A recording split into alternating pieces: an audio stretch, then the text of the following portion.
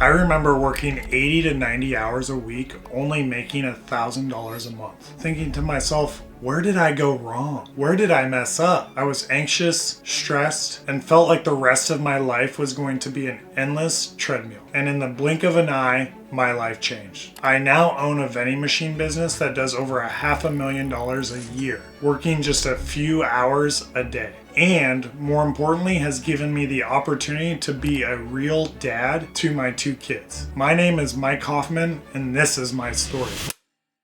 When I was growing up, I grew up in a small farm town in southwest Iowa. The town I lived in was only 800 people. In fact, I drove 45 minutes to high school every single day. Further, my parents were extremely hardworking. My dad was a small town large animal veterinarian working on pigs and cows, and my mom was a teacher that also worked camps in the summer. This is what led me to my entrepreneurial DNA. Reflecting on my childhood, you can tell the entrepreneurial DNA came out with my aspirations of always trying to be an entrepreneur. I remember in our small town, we would have an antique walk in the heat of summer, and I would always have a lemonade stand selling bottled water I would get for 10 cents and selling it for $1 to all these guests that came into town to shop for antiques. Having to drive 45 miles one way to go to high school every day while also playing 4 sports led me to be very efficient with school. I couldn't bring homework home because I didn't have time. Baseball practice would end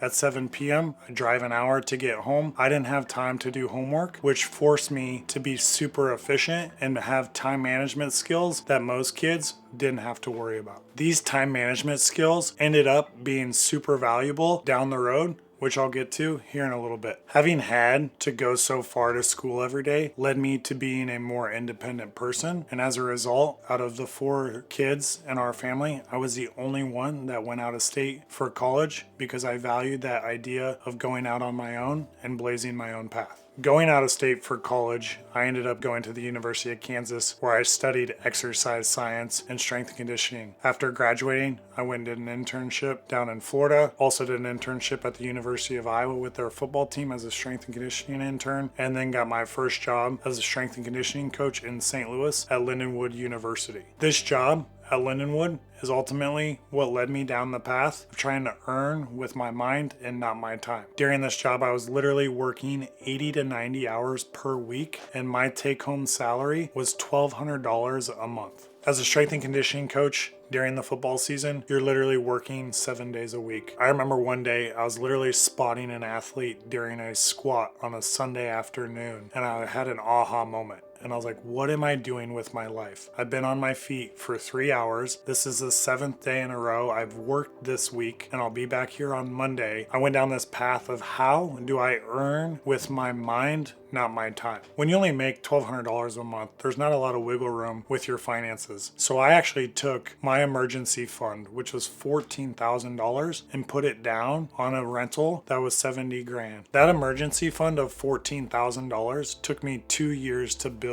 just because I was making such a little income. As you can imagine, when you're only making $1,200 a month, investing in that first rental property, $14,000 is a huge risk. I didn't know if the market was going to crash the next year. I didn't know if it was going to go up, but I knew during that aha moment, I had to do something to get out of the rat race of working for a paycheck. With that first rental, I started making $300 profit from the rent of our tenants. I started to realize that there are people out there that aren't going to take the risk I did and will just rent for the rest of their life. And that is what led me to wanting to double down on these entrepreneurial opportunities and passive income streams like rental properties. In 2014, I got a phone call from a mentor of mine that asked if I wanted to move from St. Louis all the way to Palo Alto, the most expensive city in the world. He offered me a job for only $42,000 a year. I remember getting that phone call. I was 24. I had just gone through a breakup, and I was like, why not? This is the opportunity to get out, get uncomfortable. So literally, I packed up the car. My mom flew in from Iowa, and we literally got in this 2001 Toyota Camry and started driving from St. Louis all the way to Palo Alto, California. When we got to California, I had to be creative on what I could afford. So I found a house that had 5 bedrooms and listed the other bedrooms for rent and found 4 random roommates to make ends meet on a $42,000 a year salary in the the most expensive city in the world. The rent on that 5-bedroom house was $4,000, and we were all able to break it up to be around $800 each. When I moved to Silicon Valley, I started to realize the culture that the Valley has. We worked in this startup constantly with the dream of trying to make it big. As this tech startup started to take off, I had to start traveling. When I started traveling, I was literally premier status on 3 different airlines because I was on the road 3 weeks out of the month. Literally 21 days out of the month, I was on airplanes or automobiles to go implement our software with sports teams. During these road trips is when I got exposed to vending machines. I remember all the time when our flights were delayed and it was late at night and no restaurants were open in these airports, so I'd have to walk down the hall to these vending machines and go buy a protein bar that I knew only cost $1, but in these vending machines, they were being sold for 4x that. These 400% margins that some guy was making off of me with this vending machine brought back all of the memories from that antique walk in small town Iowa where I was selling water for $1 that I got from the store for 10 cents. In 2016, I was blessed to meet a girl who was an assistant coach at Stanford. In 2018, actually became my wife. She got a job up here in Oregon, and in 2018 we made the decision to move out of Palo Alto and come up to Oregon. When my wife was coaching at Oregon, she was worried about the nutrition of her athletes. Would they come over to training table and eat the meals all the way across campus? So as a result, I tried to come up with a solution and go into these apartment complexes where the athletes lived and started to ask these property managers, do you have modern healthy vending machine options for these athletes? When I walked into this apartment complex to pitch them on a vending machine, keep in mind, I didn't even know where to find a vending machine. I just loved the concept. So I went in there and met with the front desk gal, who was also the property manager. I still remember to this day, 6 years later, when she said, we're a luxury property and we don't want old school, big, bulky vending machines. And so I pitched her on the idea of these smart machines that aesthetically looked really good and also had the shelf space to put anything in it, from laundry pods to salads. She said, let's move forward. And I remember thinking, oh shit, where do I go find a vending machine? Once this happened, I saw the opportunity. Why couldn't we do this at scale? That first machine, when I looked on my app and I realized it did $70 literally while I was sleeping, is when I was so excited. Not only did I make money, but I also made money while I was sleeping. That vending machine that I first started at that property complex did $1,500 in the first month. To take it a step further, I only went by that vending machine 1 hour a week. You do the math on that hourly rate. Not to mention, remember, I was literally making $1,200 a month working 90 hours a week 3 years before that. Now this vending machine was making more than I was making while I was sleeping. Not to mention, that first machine, I didn't even put any money down. I literally financed it over 60 months, and my first machine payment wasn't due until 90 days after it was installed. So the whole point of that was there was no $14,000 emergency fund down payment. I literally did no money down, and I did 3 months of sales before my first $112 machine payment. On top of that, not only was this machine making $1,500 a month, but I was literally only spending 1 hour a week with that machine. I knew after I realized that potential, I needed to go all in. Once I got that first property and first machine doing $1,500 a month, I knew I needed to rinse and repeat. So I went door knocking to the other properties around this college town campus and started doing the same pitch over and over. And before you knew it, we started to have double-digit machines and double-digit properties. After I got up to multiple machines, I realized I needed to start delegating. This whole opportunity helped me realize that I was working 80 to 90 hours a week previously, making less money than what I could be doing for working way less. And that's what drove me to going down this path of making everything as passive as possible. This passive income led me to spending more time with my family, doing things I enjoy, like golfing or working out, and ultimately the freedom financially to travel the world. Keep in mind, when I got started with that first machine, I was still working a day job. And that $1,500 a month let me do things I really enjoyed, like join the country club, or that second machine that paid for our daycare, or that third machine that paid for our nanny. All those things in that parlay led me to have the opportunity to finally just leave my day job. Right now, we have over 50 machines in micromarts doing over $60,000 a month, which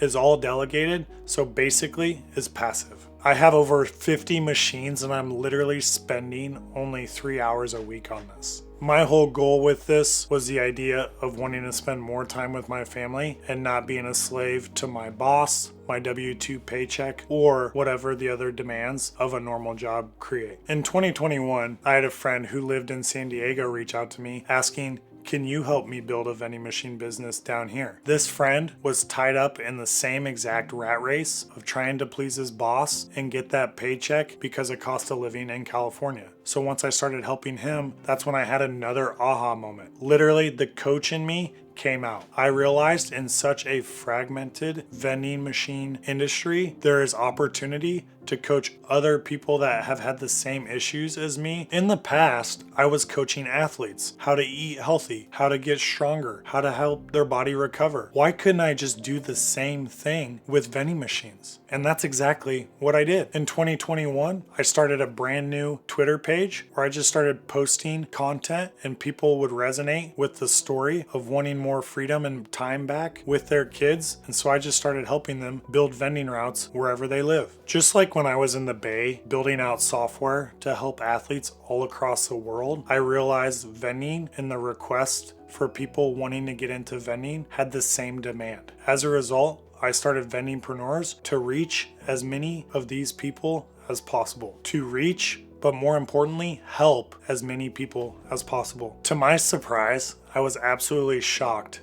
at how many people saw success in their early stages of this business when they didn't even know how to start a business before meeting me. I saw a firefighter who wanted to get some passive income on the side that went from no vending experience to $10,000 a month within 90 days. I also saw a high school teacher in Texas who had no time during the day to build a vending route and started doing it on the weekends and before school started, and now he's doing over 20 grand a month. And then Jason in Minnesota, who's literally got 4 teenage kids and teaching them supply and demand, economics 101, by each giving them a vending machine to set the prices, pick the products, and compete against each other, ultimately to fund their college funds. I'm extremely blessed to help others have the opportunity to ultimately get their time back so they can spend more time with their family, their kids, golfing, traveling, whatever they enjoy. Because what's the point of building a business